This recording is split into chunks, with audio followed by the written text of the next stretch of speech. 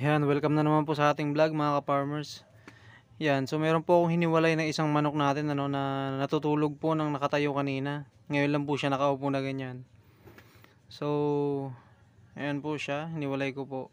Binigyan ko po siya ng inumin, tsaka pagkain po Ang ginawa ko po ay pinainom ko po nito ang Broxetil.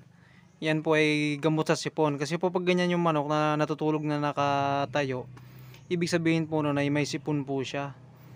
Kaya ayan po, hindi po siya kumakain yan. Tapos hindi rin po siya umiinom ng tubig. So yan, ang ginawa ko po dyan ay naglagay po ako sa may kulay green na yon ng tubig. Tapos nilagyan ko po ng konti nung ambroxetil. Tapos ang ginagawa ko po sa kanya ay may gamit po akong kutsara. Tapos nilalagyan ko po nung tubig na merong ambroxetil. Tapos pinapanganga ko po siya. Tapos sinusubo ko po sa kanya para makainom po siya. Dahil pag hindi po natin ginawa yun, hindi po siya iinom na kusa.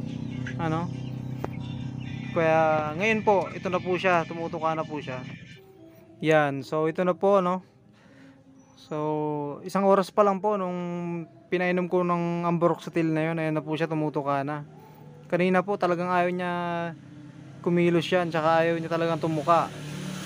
Kaya ayan na po siya tumutuka-tuka na po siya ngayon.